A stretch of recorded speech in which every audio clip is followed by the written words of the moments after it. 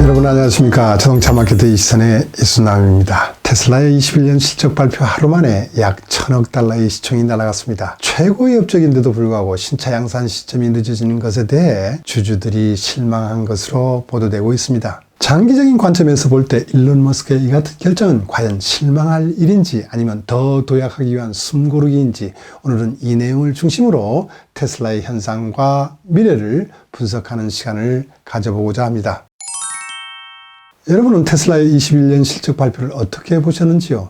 제가 받은 느낌, 인상은 말이죠. 테슬라는 기존의 혁신성뿐만 아니라 실적에서도 세계 최고의 수준으로 올라섰다는 점이었습니다. 지난번 저희 영상에서 반도체 부족의 역사를 소개한 적이 있습니다. 생산 차질이 있었지만 코로나로 인하여 움츠렸던 수요가 폭발하면서 글로벌 자동차 업체들의 손익이 개선되는 역설 현상이 나타났습니다. 특히 반도체 부품 조달 관리를 비교적 잘해왔던 토요타, 현대차그룹, BMW는 타 그룹 대비 전년비 높은 성장을 할 수 있었고 최대의 이익도 올렸습니다. 이럼에도 불구하고 이들의 성과는 테슬라와 비교가 되지 않을 정도입니다. 글로벌 자동차 업체들이 작년 10월부터 12월간 4분기 판매는 반도체 부족으로 전년 동기비 감소폭이 컸습니다. 현대차의 경우 전년 동기비 15.7%나 감소했을 정도입니다. 그러나 테슬라의 4분기 대수는 분기별 기준으로 30만 대를 돌파했습니다. 이익 또한 최고를 기록했습니다. 현대차의 4분기 영업이익률이 4.9%인데 반하여 테슬라의 영업이익률은 현대차의 4배인 14.7%였습니다. 21년 전체 실적을 비교해보면 테슬라의 성과는 눈부십니다. 테슬라의 21년 판매는 전년비 87% 성장한 93만 6천 대였습니다. 판매 대수를 기준하면 이제 수바루 정도의 메이커가 되었다고 할 수 있습니다. 그러나 이 판매 대수는 회계 기준이 다른 토요타의 21년 결산 예상치와 현대차의 21년 실적치와 비교해보면 각각 11%, 23.5% 정도밖에 안 됩니다. 그러나 영업이익은 현대차를 추월하고 있고 영업이익률은 세계 최고인 토요타가 목표로 하는 9.3%보다 훨씬 높은 12.1%를 기록했습니다. 대당 영업이익은 현대차의 168만원, 토요타의 342만원을 크게 앞서는 836만원이나 되고 있습니다. 왜 테슬라의 시총이 높은지는 대당 영업이익과의 상관관계를 비교해 보시면 어느 정도 이해가 될 것입니다. 21년 테슬라의 실적 특징은 한마디로 수익력을 갖는 기업으로서 착실하게 변모했다고 정리할 수 있습니다. 여기에는 이익의 질적 내용이 변한 부분도 큽니다. 테슬라는 분기별을 기준으로 하여 흑자를 기록한 적도 있습니다만 그 대부분은 CO2 크레딧 판매 수입에 의존한 것이었습니다. 이 크레딧 판매분을 제외하면 실질적으로는 적자였습니다. 적자가 계속되는 테슬라에게 이 크레딧 수입은 매우 중요했습니다. 그런데 작년 2분기부터는 이 크레딧 판매분을 제외해도 흑자를 실현해 왔습니다. 글로벌 자동차 업체들이 전동화로 시프트를 하고 있기 때문에 향후 테슬라의 크레딧 판매 이익은 점차 줄어들 것이고 30년 이후는 거의 없어질 것으로 보입니다. 그렇다면 테슬라는 높은 이익을 어떻게 내고 있을까요? 원래 배터리 코스트가 높은 전기차는 종래의 엔진차보다 이익을 내기가 어렵습니다. 아무래도 최대 요인은 전기차 판매 확대에 있습니다. 21년 2분기 판매 대수는 분기별 처음으로 20만 대를 돌파했습니다. 자동차 사업의 매출액도 역시 100억 달러를 넘어섰습니다. 그리고 4분기에는 30만 대를 돌파했습니다. 분기별로 20만 대를 넘고 30만 대라는 일정 규모가 되면서 감가 삼각비와 연구개발비를 어느 정도 커버하는 수준까지 도달했다는 점을 들 수 있습니다. 두 번째는 경영 효율이 높은 비즈니스 모델을 운영하고 있다는 점입니다. 테슬라는 4차 종밖에 없는 데다 각각 컬러와 전지 용량의 베리에이션도 작습니다. 기존 업체라면 엔진 배기량, 하이브리드 여부, 장비, 컬러까지 합치면 한 차종에 수천에서 수만 단위의 조합이 되는 경우도 있습니다. 실제 BMW의 웹사이트를 보면 약 100차종이 나와 있습니다. 어느 쪽이 효율적인가는 말할 나위도 없습니다. 거기에 비즈니스 모델이 기존 자동차 업체와 아주 다른 점도 있습니다. 고가인 차를 딜러를 통하지 않고 직접 판매하고 있고 일론 머스크가 트위터 등의 SNS 효과를 효과적으로 이용하면서 광고비도 쓰지 않고 있습니다. 이전 영상에서 소개했던 피스커는 이미 마그나 내셔널과 대만의 홍해와 수평 분업을 진행하고 있고 애플, 소니 등도 수평 분업화를 진행하고 있습니다. 하지만 테슬라가 구축한 것은 수직 통합형 모델입니다. 전지와 반도체, 소프트웨어 등을 자사가 개발하고 있습니다. 조립도 직접 투자한 공장에서 하고 있습니다. 초기 부담은 크지만 성공하면 독자적이고 강력한 상품력이 되기 때문에 한계이익은 매우 커집니다. 이러한 효율 경영에도 불구하고 신규 투자는 계속되고 있습니다. 이 막대한 투자비를 감가상각하기 위해서는 더 많은 판매 대수가 필요합니다. 일론 머스크가 매년 50%씩 성장해야 한다는 말은 안정적 수익을 확보하기 위한 가이드라인이 될지도 모르겠습니다. 자, 이번에는 테슬라의 판매 내용을 분석하고 어떤 과제가 있는지 한번 살펴볼까요? 테슬라는 국별 지역별 판매 대수를 밝히지는 않았지만 조사 업체들 자료에 의하면 21년 중국 시장에서의 판매는 전년비 3.4배인 47만 3천 대로 미국을 제치고 최다 시장이 되었습니다. 유럽 시장은 모델 Y 공급 지연에도 전년비 71% 성장했습니다.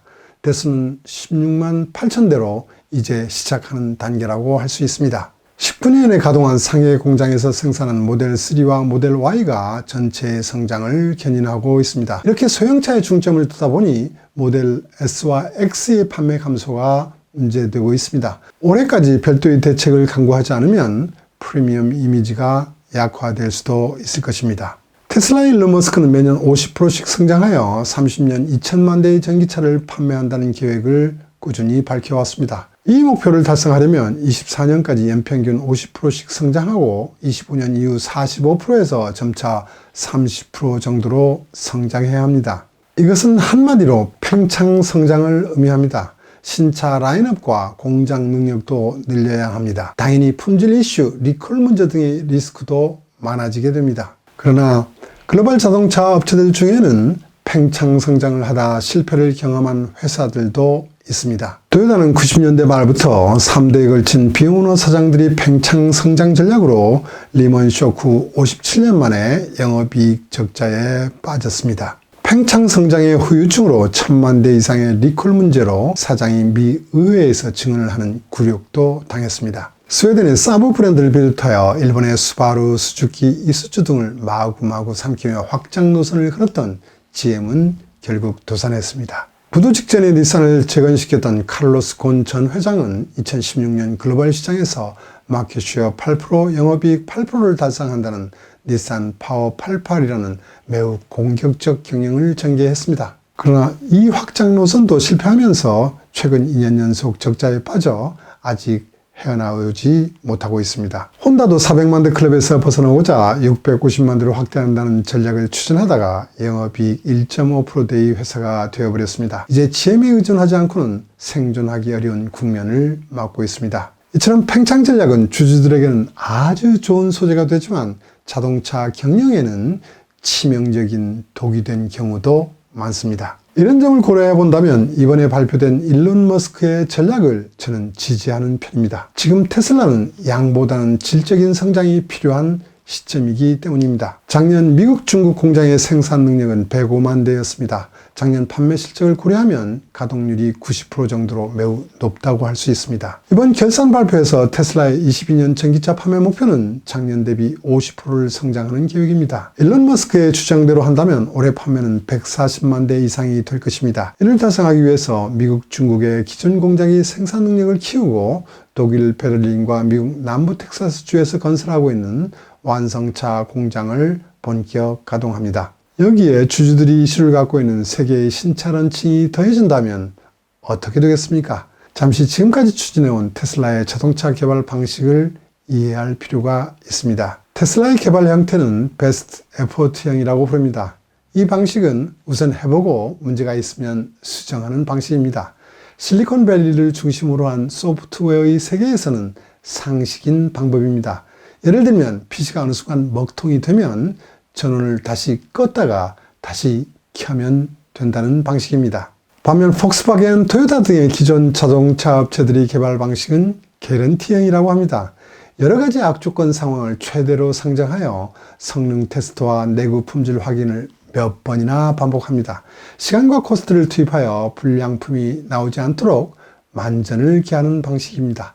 이 때문에 개발 기간이 4년에서 5년으로 매우 길게 나타납니다. 제가 현역에서 신차를 개발할 때 200대 이상의 시작차를 만들었습니다. 충돌 테스트, 성능 육성 등 각종 테스트 용도로 사용했던 것으로 기억하고 있습니다. 그러나 테슬라는 모델 S를 개발할 때 단 15대의 시작차만 만들었습니다. 어쨌든 해보자. 그래도 안 되면 원인을 해명하여 개선한다는 베스트 에포트형의 개발 방식을 추진한 테슬라는 이 사이클을 매우 고속으로 돌리면서 모델 S의 시작차를 적게 만들어도 양산에 연결시킬 수 있었습니다. 2017년 모델 3를 양산할 때 베스트 에포트형으로 거의 모든 라인을 자동화로 구성했지만 생산 지옥에 빠졌습니다. 야외 텐트에서 조립한다는 전대미문의 방식으로 탈출할 수 있었습니다. 기존 자동차 업체들이 130년 이상 구축해 놓은 조립 기술을 테슬라는 10년 만에 마스터하는 성과로 연결시키기도 했습니다. 그러나 일론 머스크는 여기서 많은 교훈을 배웠을 것입니다. 자기 능력을 넘어선 팽창 노선에는 부작용이 따르고 베스트 에포트형 개발에는 비효율이 크다는 점을 말입니다. 내년 50% 성장하는 판매 목표를 달성하기 위해서는 기존 공장의 생산 능력을 증대해야 합니다. 사이버트럭, 로드스타, 세미트럭의 신차 양산을 위해서는 이 기존 공장과 새롭게 건설되는 공장에서 양산 파일럿을 추진해야 합니다. 오랜 기간 동안 자동차를 만들어 온 토요타나 폭스바겐도 다른 곳에서 동시다발적으로 추진하는 것은 매우 어려운 일입니다. 한정된 생산 기술 인력으로 이 공장 저 공장에서 설비를 확대해야 하고 또 한편으로는 신차를 양산하기 위한 트라이얼을 해야 한다면 공장 라인을 며칠씩 또는 한두 달 이상은 세워야 합니다. 테슬라가 판매에서 가속을 받고 있는 상황에서 이처럼 효율이 떨어지는 일을 하지 않는 것은 당연한 의사결정이라고 봅니다. 또한 여러 가지 리콜 문제에 직면하면서 개런티형 업무와 베스트 에포트형 업무의 절충 필요성을 일론 머스크는 느끼지 않았나 생각됩니다. 이런 의미에서 저는 신차의 양산 시점 연기는 큰 도약을 위한 숨고르기라고 보고 있습니다. 그러나 이에 반론을 하는 사람들도 많을 것입니다. 일론 머스크의 허풍이 더 이상 통하지 않는다고 평가할 수도 있을 것입니다. 그가 발표했던 스케줄은 2년에서 5년 정도 늦어왔지만 그래도 최종적으로는 대부분 실현되어 왔습니다. 그럼에도 불구하고 자율운전 기술은 몇 차례 지연되면서 아직도 완성되지 못하고 있기 때문에 그를 완전히 믿지 못하는 것입니다. 올해 인간형 로봇 개발에 집중하겠다는 것은 테슬라가 지향하는 AI 회사 이미지를 미리 홍보하는 것이며 자율운전 기술 개발이 늦어진 부분을 덮으려는 효과도 있다고 보입니다. 반면 테슬라가 기술적 혁신을 추구하는 또 한 가지 4680 배터리는 파나소닉이 개발에 성공하기 때문에 테슬라 차량에 적용하는 것은 시간의 문제라고 보입니다. 30년 2천만 대 전기차를 팔기 위해서 사이버 트럭과 2.5만 불 소형 전기차의 역할은 매우 중요합니다. 이 차들이 양산과 개발이 늦어지고 있는 점은 기존 글로벌 자동차 업체들에겐 시간을 벌어줬다고 할 수 있습니다. 픽업으로 먹고 살던 포드나 GM은 전기 픽업 시장을 선점할 수 있는 기회가 될 것입니다. 그러나 이들에게도 동일한 반도체 조달 문제는 피할 수 없는 과제가 될 것입니다. 2.5만 불 소형 전기차는 폭스바겐, 르노 등이 착실하게 준비할 수 있게 되었습니다. 테슬라에게 이 모델은 양날의 검이라고 할 수 있습니다. 판매 확대를 견인하는 한편 평균 단가를 내려가게 하는 차가 될 수 있습니다.